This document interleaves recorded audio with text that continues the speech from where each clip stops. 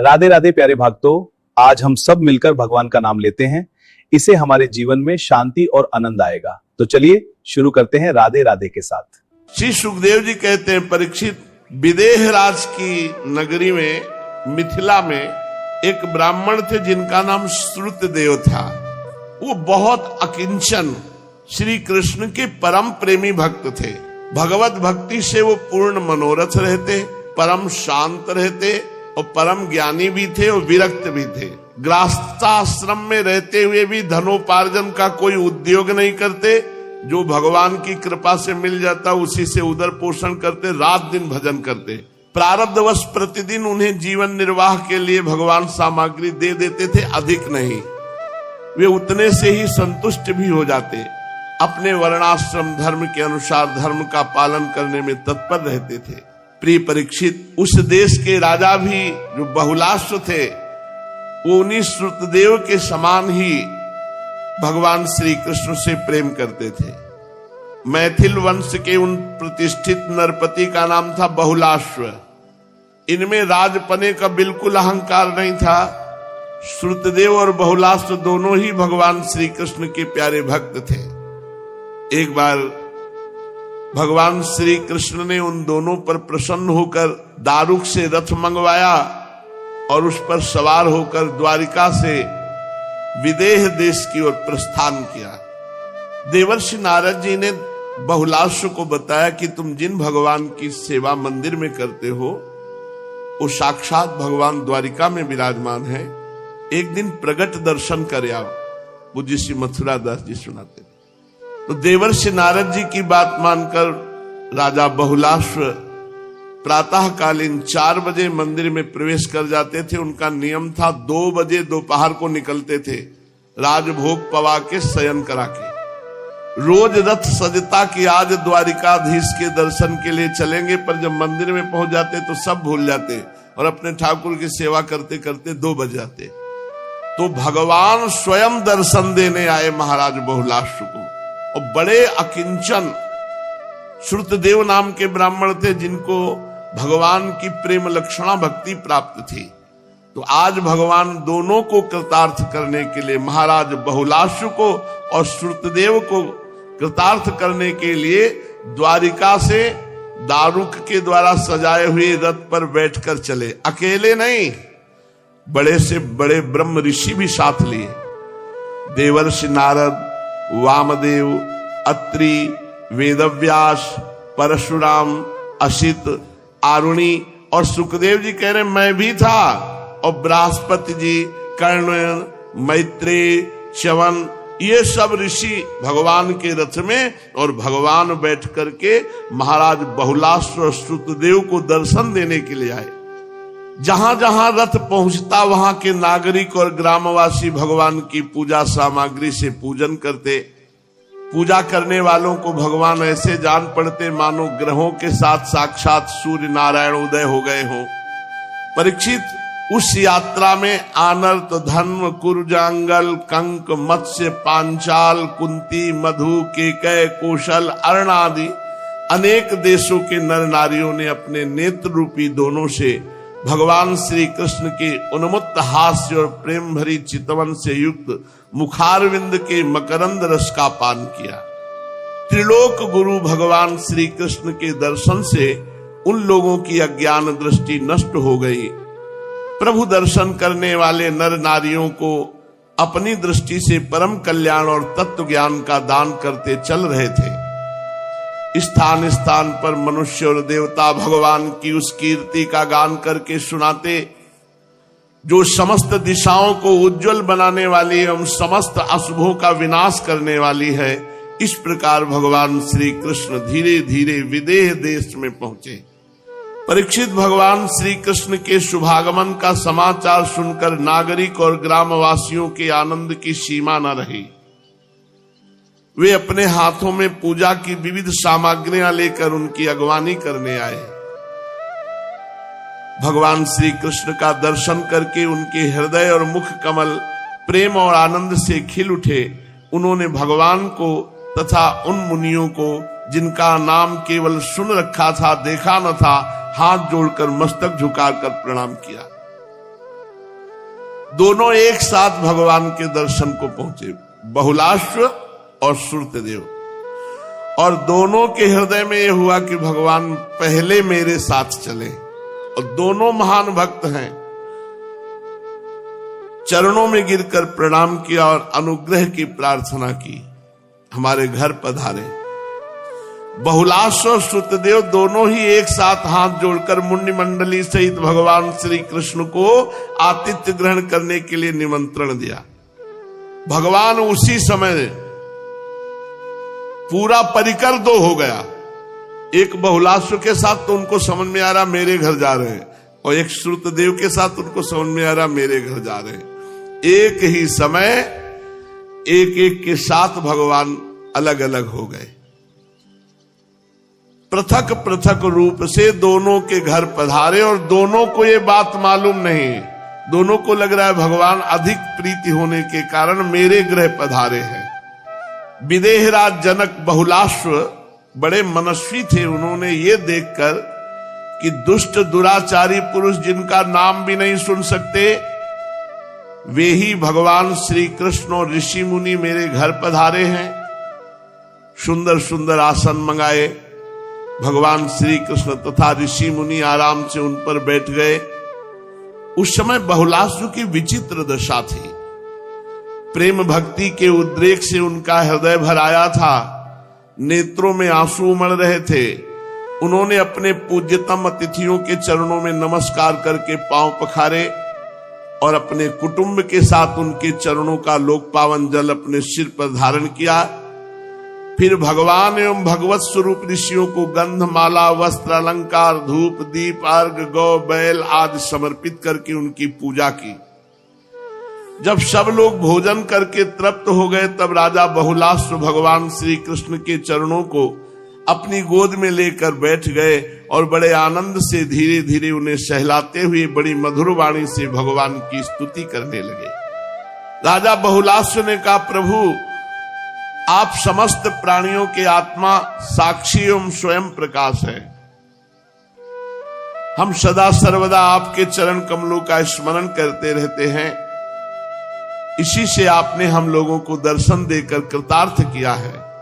भगवान आपके वचन हैं कि मेरा अनन्य प्रेमी भक्त मुझे अपने स्वरूप बलराम जी, अर्धांगिनी लक्ष्मी जी और पुत्र ब्रह्मा से भी बढ़कर प्रिय है। अपने उन वचनों को सत्य करने के लिए ही आपने हम लोगों को दर्शन दिया है। भला ऐसा कौन पुरुष है जो आपकी इस परम दयालुता और प्रेम परवशता को जानकर भी आपके चरण कमलों का परित्याग कर सके।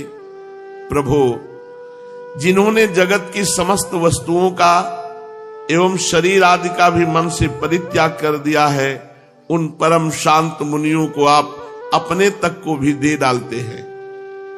आपने यदुवंश में अवतार लेकर जन्म मृत्यु के चक्र में पड़े हुए मनुष्यों को मुक्त करने के लिए जगत में ऐसे विशुद्ध यश का विस्तार किया है जो त्रिलोकी के पाप ताप को शांत करने वाला है।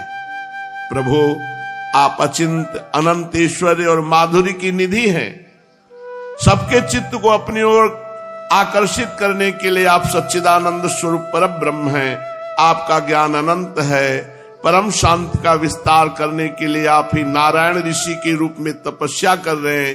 हे श्री कृष्ण, मैं आपको नमस्कार करता हूं।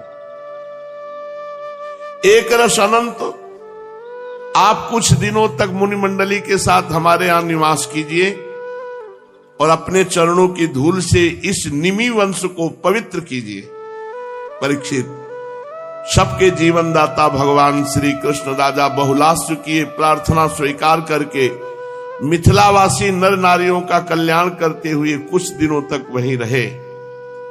जैसे राजा बहुलाश्व भगवान श्री कृष्ण और मुनि मंडली के पधारने पर आनंद मगन हो गए थे, वैसे ही श्रुतदेव ब्राह्मण भी भगवान श्री कृष्ण और मुनियों को अपने घर आया देखकर आनंद विह्वल हो गए। वे उन्हें नमस्कार करके और वस्त्र उछाल उछाल करके नाच रहे थे कि आज हमारे अहो भाग्य, मुझ गरीब के यहां भगवान श्री कृष्ण और सब ब्रह्म ऋषि पधारे। चटाई आसन में बिछा दी, कुशासन बिछा दिए उन पर भगवान श्री कृष्ण और मुनियों को बैठाया। स्वागत में भाषण ही था, मृदु वचन, अकिंचन थे। अपनी पत्नी के साथ भगवान के आनंद से चरण पखारे। महान सौभाग्यशाली श्रुतदेव ने भगवान और ऋषियों के चरणोदक से अपने घर और कुटुंबियों को सींच दिया। इस समय उनके सारे मनोरथ पूर्ण हो गए। वो हर्षातिरेक से नाच रहे थे श्रुतदेव जी। फिर सुगंधित मिट्टी, जल, तुलसी, कुश, कमल, मधुर वचन, अनायास प्राप्त पूजा सामग्री से भगवान की आराधना की। श्रुतदेव जी सोचने लगे कि मैं तो घर गृहस्थी के अंधेरे कुएं में गिरा हुआ हूं, अभागा हूं। मुझे भगवान श्री कृष्ण और उनके निवास स्थान ऋषि मुनियों का, जिनके चरणों की धूल ही समस्त तीर्थों को तीर्थ बनाने वाली है, कैसे समागम प्राप्त हो गया। जब सब लोग आतिथ्य स्वीकार करके आराम से बैठ गए, तब श्रुतदेव अपने संबंधियों के साथ उनकी सेवा में उपस्थित हुए और भगवान श्री कृष्ण के चरण कमलों का स्पर्श करते हुए कहने लगे। श्रुतदेव ने कहा, प्रभु आप व्यक्त अव्यक्त रूप प्रकृति और जीवों से परे पुरुषोत्तम हैं। मुझे आपने आज ही दर्शन दिया हो ऐसी बात नहीं। ध्यान दीजिए, प्रगट में तो आकर के आप आज दर्शन दे रहे हो, लेकिन आपके नाम जप से, आपके गुण कीर्तन से मैं हर समय आप में ही रहता था। जैसे सोया हुआ पुरुष स्वप्नावस्था में अविद्यावश मन ही मन स्वप्न जगत की सृष्टि कर लेता है और उसमें स्वयं उपस्थित होकर अनेक रूपों में अनेक कर्म करता हुआ प्रतीत होता है, वैसे ही आपने अपने में ही अपनी माया से जगत की रचना कर ली और इसमें प्रवेश करके अनेकों रूपों से प्रकाशित हो रहे हो। जो लोग सर्वदा आपकी लीला कथा का श्रवण करते हैं, आपके नाम कीर्तन का जप करते हैं, आपकी प्रतिमाओं का अर्चन वंदन करते हैं और आपस में आपकी ही चर्चा करते हैं, उनका हृदय शुद्ध हो जाता है और आप उनके हृदय में प्रकाशित हो जाते हैं। ऐसी बात नहीं कि आप अभी आकर द्वारिका से मिले, आप तो हमसे बहुत पहले से मिले हैं। किनसे भगवान मिलते हैं? जिनके हृदय में भगवान प्रकाशित होते, उनकी साधना क्या होती? भगवान की लीला कथा श्रवण करना, नाम कीर्तन करना, नाम जप करना, भगवान की प्रतिमा में अर्चन वंदन करना। इससे हृदय शुद्ध हो जाता है, भगवान हृदय में प्रकाशित हो जाते हैं। जिन लोगों का चित्त लौकिक वैदिक आदि कर्मों की वासना से बहिर्मुख हो रहा है, उनके हृदय में रहने पर भी आप उन्हें दिखाई नहीं देते। किंतु जो लोग आपके गुणगान से अपने अंतःकरण को सद्गुण संपन्न बना लेते हैं, उनके लिए चित्त वृत्तियों से अग्राह्य होने पर भी आप अत्यंत निकट हैं। हे प्रभु, जो लोग आत्म तत्व को जानने वाले हैं, उनके आत्मा के रूप में ही आप स्थित हैं, और जो शरीर आदि को ही अपना आत्मा मान बैठे हैं, उनके लिए आप अनात्मा को प्राप्त होने वाली मृत्यु के रूप में हैं। आप महत्तत्व आदि कार्य द्रव्य और प्रकृति रूप कारण के नियामक हैं, शासक हैं। आपकी माया आपकी अपनी दृष्टि पर पर्दा नहीं डाल सकती, किंतु उसने दूसरों की दृष्टि ढक रखी है। हे कृष्ण, आपको मैं नमस्कार करता हूं। स्वयं प्रकाश प्रभु, हम सेवक हैं, हमें आज्ञा दीजिए कि हम आपकी क्या सेवा करें। नेत्रों के द्वारा आपका दर्शन होने तक ही जीवों को क्लेश रहता है, और जहां आपका दर्शन हुआ तो समस्त क्लेशों की परिसमाप्ति हो जाती है। भगवत साक्षात्कार समस्त दुखों का नाश। शरणागत भयहारी भगवान श्री कृष्ण ने सुतदेव की प्रार्थना सुनकर अपने हाथ से उनका हाथ पकड़ लिया और मुस्कुराते हुए कहा। भगवान श्री कृष्णचंद्र ने एक चीज देखी सुतदेव की, कि वो भगवान की अधिक भाव से पूजा कर रहे थे, और जो संत जन साथ आए थे उनकी उतने भाव से पूजा नहीं कर रहे थे। तो भगवान की दृष्टि गई, तब उन्होंने कहा, भगवान श्री कृष्ण का प्रिय सुतदेव, ये बड़े बड़े ऋषि मुनि तुम पर अनुग्रह करने के लिए ही यहां पधारे हैं। ये अपने चरण कमलों की धूल से लोगों और लोकों को पवित्र करते हुए मेरे साथ विचरण कर रहे हैं। ये तुम पर कृपा करने आए हैं। देवता, पुण्य क्षेत्र, तीर्थ, ये दर्शन, स्पर्श, अर्चन आदि के द्वारा धीरे धीरे बहुत दिनों तक सेवन किया जाए तब पवित्र करते हैं, परंतु ये संत महात्मा ये अपनी दृष्टि से ही सबको पावन कर देते हैं। और यही नहीं, देवता और तीर्थों में जो पवित्र करने की शक्ति है वो संतों की दृष्टि से ही प्राप्त होती है। श्रुतदेव, जगत में ब्रह्म ऋषि कुल में जन्म लेना सब प्राणियों से श्रेष्ठ है। उसमें भी वो तपस्या, विद्या, संतोष, मेरी उपासना, मेरी भक्ति से युक्त हो, तब तो कहना ही क्या है। मुझे अपना ये चतुर्भुज रूप भी उतना प्रिय नहीं जितना मुझे ब्रह्म ऋषि भक्त प्रिय है, क्योंकि ब्रह्म ऋषि सर्ववेदमय है और मैं सर्वदेवमय हूं। दुर्बुद्धि मनुष्य जो इस बात को न जानकर केवल मेरी मूर्ति में पूजा रखता है, मेरे भक्तों और संतों ब्रह्म ऋषियों में दोष निकालता है,